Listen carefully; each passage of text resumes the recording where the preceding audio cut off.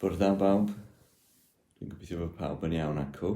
Mae ddrwg gen i fy rhan gyda chi yma yn gweld fy mam, ac gobeithio y gwelwch chi cyn bo hir.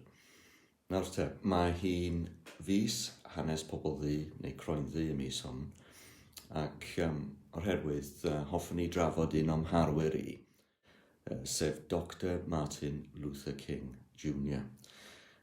Cafodd ei eni dro yn ôl ym 1929, ac yn drist iawn cafodd ei lyfruddio pan oedd ond yn 39 mlwydd oed. A pan oedd ni yr un oedran â chi, dwi'n cofio fy nhad yn sôn wrthai am ei daith i'r Unol Daleithiau America, pan oedd ond yn 26 oed ym 1950, 71 o flynyddoedd yn ôl bellach. Peth anarferol bryd hynny oedd teithio tramor, ond ath ar y daith ar hyd taleithiau y de, sef y Southern States. Aeth e mewn i siop, soniodd o rhyw dro, i brynu rhywbeth i fita. A dywedodd rhywun wrtho oedd o adael y siop, a dylse fe fynd i siop arall lawr y ffordd, gan mai siop ar gyfer pobl dduon yn unig oedd hi, a bysau o a'r siopwr yn cael stŵr gan yr heddlu o fod yno. Cafodd yn nhad ei ysgwyd neu cael sioc bod pobl ddu yn gorfod defnyddio siopa gwahanol i'r pobl gwyn. A dyma lun o ambell i siop neu arwydd oedd yn cael ei weld ar hyd y lle yn dweud wrth bobl ble roedden nhw'n gorfod mynd yn dibynnu ar liw eu croen. Nawr roedd hyn nid yn unig yn wir am siopa, ond ysgolion hefyd, ysgolion ar wahân. Roedd Martin Luther King Jr. yn Gristion, yn bregethwr ac yn ymgyrchydd hawliau cyfartal i bawb. Roedd yn gweithio yn galed iawn i roi diwedd ar wahanu ar sail lliw croen. Roedd yn trefnu gorymdeithiau mwyn protestio yn heddychlon mwyn gweld newid yn America. Y siaradodd King a dorf a risia cofeb Lincoln yn Washington un tro yn ystod yr orymdaith i Washington. Hon oedd araith enwog King oedd yn cynnwys y geiriau I have a dream. Mae gen I freuddwyd. Dyma fo yn siarad gyda'r dorf. Ydy'r llun yma yn gyfarwydd i chi? Allwch chi weld y llun rhywle yn y capel? Wel, dwi'n gobeithio eich bod chi'n gallu weld o. Yn y festri ddylse fo fod. Yn gyntaf, beth am i ni ddysgu mwy amdano fo drwy Help Twinkle? Mi fydd quiz Cahoot yn dilyn felly. Gwrandewch yn astym o bwysig i chi gofio ambell i ffaith. Beth am i chi ddarllen un neu ddwy baragraff yr un, ac beth am chi nawr neu pwy bynnag sydd ar gael i arafu'r fideo drwy wasgu pause y nawr. A dewch yn ôl atai pan ydych chi wedi gweld y pŵer bwynt a chael y quiz. A poblwg gyda'r quiz.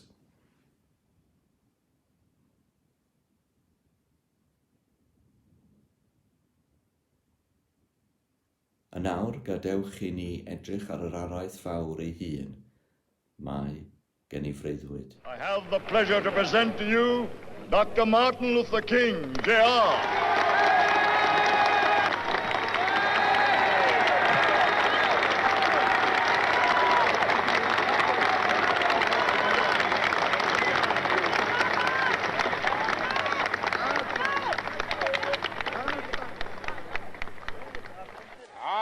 Happy to join with you today in what will go down in history as the greatest demonstration for freedom in the history of our nation.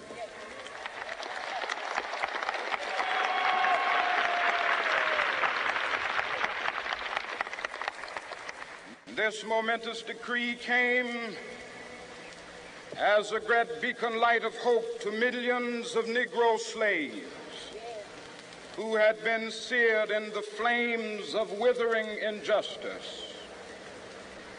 It came as a joyous daybreak to end the long night of their captivity. But 100 years later, the Negro still is not free. 100 years later, the life of the Negro is still sadly crippled by the manacles of segregation and the chains of discrimination. 100 years later, the Negro lives on a lonely island of poverty in the midst of a vast ocean of material prosperity. This nation will rise up and live out the true meaning of its creed. We hold these truths to be self-evident, that all men are created equal.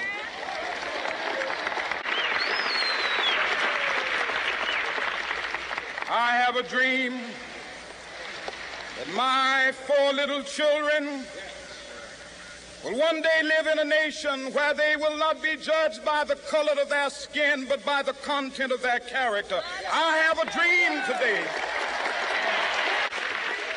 I have a dream that one day every valley shall be exalted, and every hill and mountain shall be made low. The rough places will be made plain, and the crooked places will be made straight.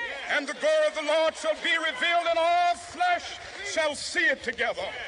This is our hope. This is a faith that I go back to the South with. With this faith, we will be able to transform the jangling discords of our nation into a beautiful symphony of brotherhood.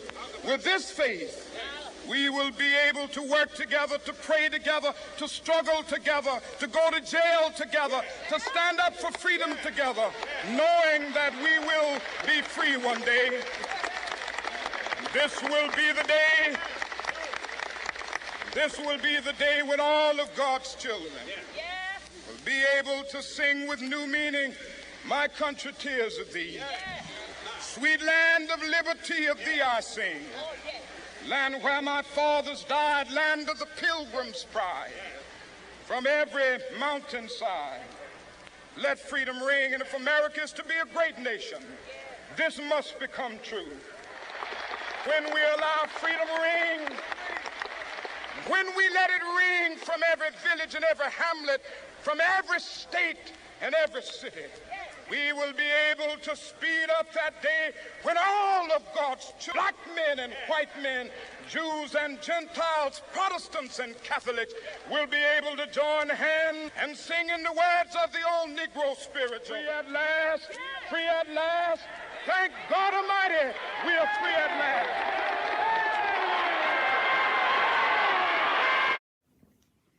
Mae'r araith, fel y clywsoch chi, yn llawn cyfeiriadau neu adnodau o'r Beibl. Llawer o sôn am afonydd a mynyddoedd. Beth am y rai hun, allwch chi nawr gael hyd i beibl.net a chael hyd i'r adnodau yma, ac edrychwch chi weld os ydych chi'n gallu gweld tebygrwydd yn yr araith i'r adnodau o'r Beibl. Os hoffech, defnyddiwch y poster yn y festri er mwyn cymharu gyda'r araith. Beth am eich chi wedyn mynd ati yn eich amser eich hun i ddysgu adnod ar gyfer dweud yn y capar o ddydd Sul. A diolch yn fawr i chi am wrando, bawb. Dwi wedi dysgu llawer wrth baratoi, a dwi'n gobeithio chi hefyd wrth wrando a gymryd rhan. Hwyl fawr am y tro, a wrth chi cyn bo hir.